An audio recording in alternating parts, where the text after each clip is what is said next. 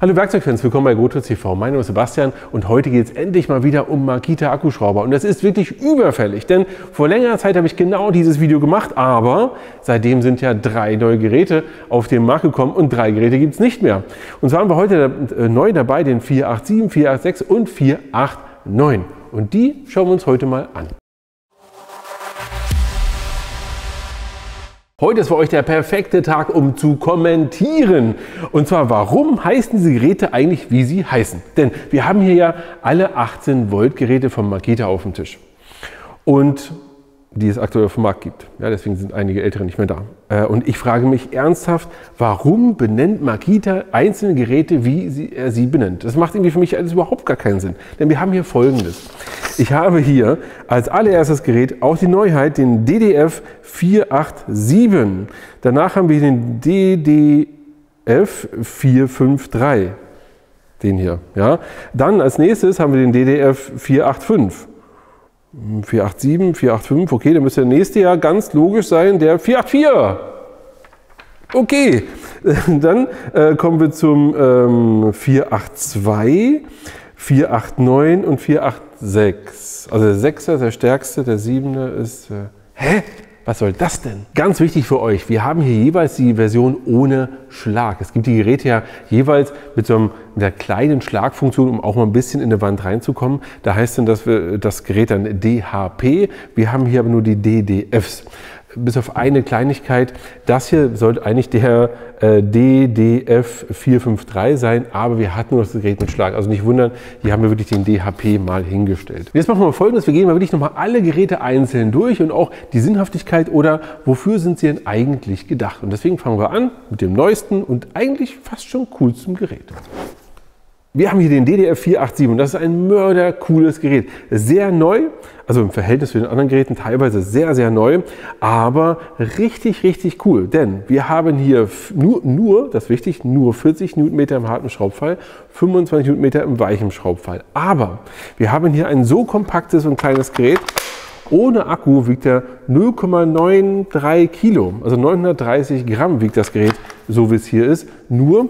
Und das ist so leicht, kompakt und klein, dass man es mit einem 12 Volt Gerät verwechseln könnte. Das heißt, du bist regelmäßig im 18 Volt System unterwegs, dann würde ich dir auf jeden Fall raten, das Ding mit ins Auge zu nehmen, was ein Quatsch, also das wirklich in Betracht zu ziehen, denn dadurch, dass er so leicht ist er super handlich, kommt in jede Ecke, ist auch sehr, sehr klein. Wenn wir das mal vergleichen, schaut mal hier, ich vergleiche das mal mit den anderen Geräten, hier mit dem oder hier auch mit dem neueren, mit dem hier, ja, mit dem ganz zu schweigen, das ist alles größer und dadurch ist es so, dass du hier, da siehst du schon, du hast hier ein super kleines und kompaktes Gerät. Was schafft das Gerät? Das schafft fast alles. Wenn du jetzt natürlich sagst, du hast solche langen Schrauben, du hast gigantische Forstnerbohrer oder. Dafür ist er nicht gedacht, ohne Frage. Aber er ist für den Dauereinsatz gedacht. Er hat hier auch das Ganze in Metall ausgeführt hier außen, damit das Ganze auch gekühlt wird. Wir haben hier, wenn ich mich richtig erinnere, auch einen Brushless Motor. Ich gucke nochmal zur Sicherheit. Ja, wir haben hier ein Brushless Gerät. Das heißt effizient, gut, neu, günstig, bums, also ein super Gerät. Was kostet das Gerät? Momentan sind wir so bei rund 90 €. Es gibt günstigere hier teilweise, aber das Gerät, ich sage euch, ist richtig gut. Kommen wir von richtig gut zu richtig schlecht. Der 485. Der 483 besser gesagt, dieses Gerät hatte seine Zeit. Die Zeit ist vorbei. Wir haben hier ein wirklich altes Gerät. Das Gerät ist immer noch auf dem Markt da. Wenn man unbedingt möchte, kann man das auch sich durchaus noch mal zulegen. Aber wir haben hier einen Preis von zwischen 40 und 50 €. Das kann man sagen, boah, cool, Makita Professional, kaufe ich mir für den Preis noch mal dazu. Weiß ich nicht. Gib wirklich ein paar Euro mehr aus, meinetwegen auch das Doppelte und kauf den hier, weil da wirst du einfach mehr Spaß mit haben. Denn diese beiden Geräte, auch nochmal hier, die Größe, schau dir das mal an, wow, die Größe und auch das Gewicht, genau das Gewicht habe ich jetzt nicht hier, aber es ist bedeutend schwerer, für dieselbe Leistung. Der hier hat 42 Newtonmeter, der hat 40 bzw. 27 Newtonmeter im weichen Schraubfall, der hat 25. Das Gerät hier macht keinen Sinn mehr und spielt auf dem Markt für mich überhaupt gar keine Rolle mehr. Kommen wir zum nächsten in der Reihe und das ist der 485. Übrigens auch Brushless jetzt wieder, der andere hatte, das alte Gerät hatte kein Brushless. Aber wir haben hier einen etwas günstigeren Preis. Witzig, oder? Das neuere Gerät kostet etwas mehr als das etwas ältere und, was noch ganz wichtig ist, der hat ja auch mehr Leistung, denn wir haben hier ja 50 Newtonmeter bzw. 27 Newtonmeter im weichen Schraubfall. Aber das Gerät hier kostet nur 80 Euro. Und, aber was wir auch haben ist, es ist schwerer. Es ist gut 100 Gramm schwerer als das neue Gerät, der 487. Und ganz ehrlich, ich muss sagen, bevor ich den kaufe, würde ich den kleinen kaufen, weil 10 Newtonmeter mehr brauchst du meistens nicht. Dann kaufst du vielleicht noch einen zweiten richtig starken für Sonderanwendungen. Und 100 Gramm mehr wirst du über den Tag schon merken. Und insofern cooles Gerät, aber ich bleibe trotzdem bei dem. Jetzt kommen wir hier zum 484 und das Gerät ist schon etwas anders. Wir haben hier von der Leistung, muss ich jetzt noch mal gucken, wirklich, hier haben wir 54 Newtonmeter, also nochmal 4 Newtonmeter mehr als der andere. Wir haben im weichen Schraubfall 30 Newtonmeter, aber wir haben ein deutlich höheres Gewicht mit 1,2 Kilo. Das ist der erste nach dem 487, wo ich sage, da kann man mal drüber nachdenken, weil er hat ein guten Stück mehr Leistung, aber der hier ist wirklich für absolute Dauerlast gemacht. Wenn du jetzt zum Beispiel sagst, okay, ich muss jetzt hier in Serie 100, 200, 300, 500 Schrauben schrauben, wir haben hier auch einen größeren Ring aus Metall, auch zur Kühlung eben mit dabei, der das Ganze mal ein bisschen besser aus dem Gehäuse auch rausbringt.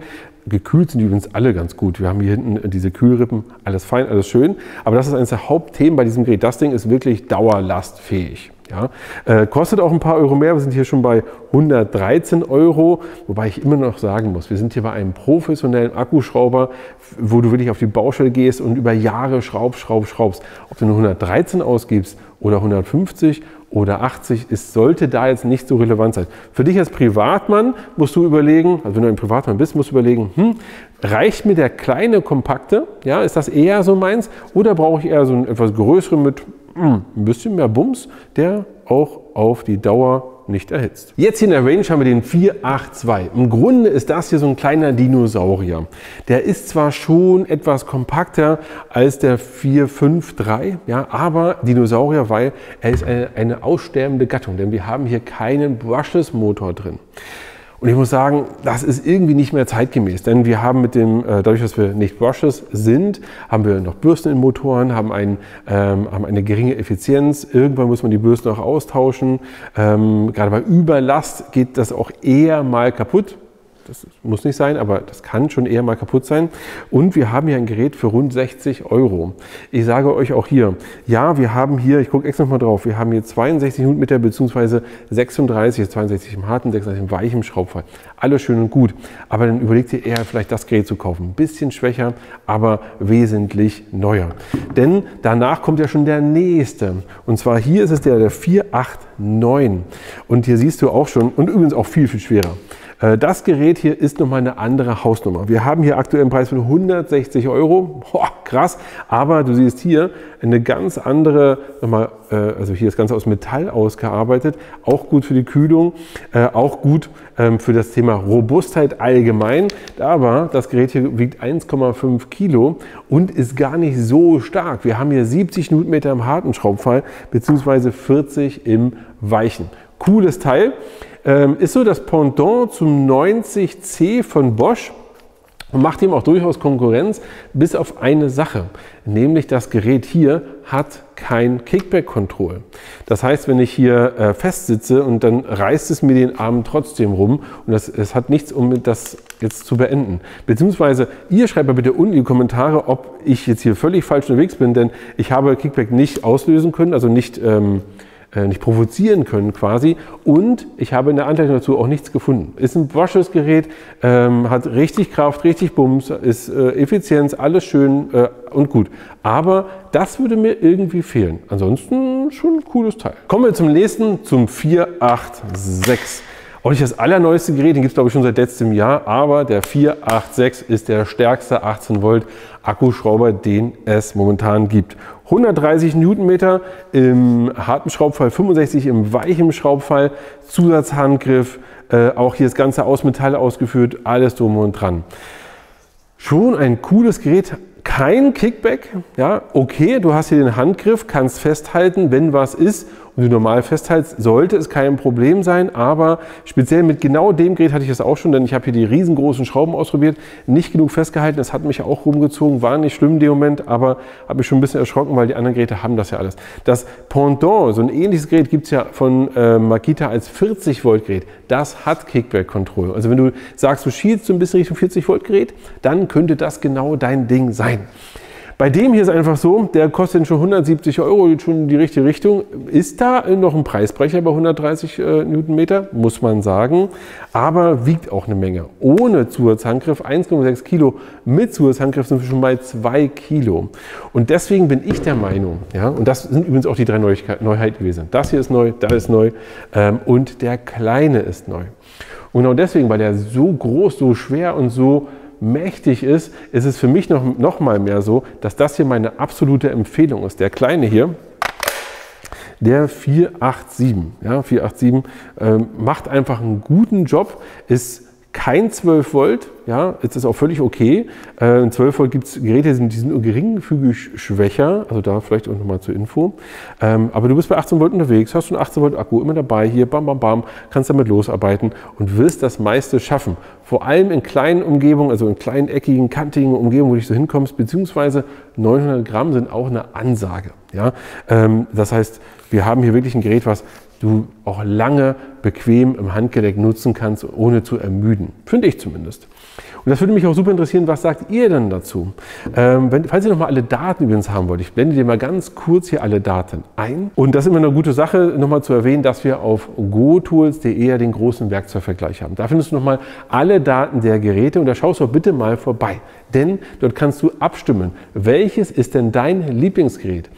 Und da hätte ich jetzt keine Ahnung, wo ihr abstimmt. Ob ihr alle sagt, ich will den stärksten haben oder ich will so die Mitte oder ich möchte den kleinen, kompakten hier haben. Würde mich super interessieren. Geht also auf jeden Fall hier oben auch nochmal verlinkt da drauf auf den Werkzeugvergleich und stimmt bitte ab. Bin gespannt, was es neu gibt. Dann bin ich wieder am Start für euch und schreibt mal, wenn ich das für andere Hersteller nochmal machen soll. Und so lange ran ans Werkzeug und bis zum nächsten Mal.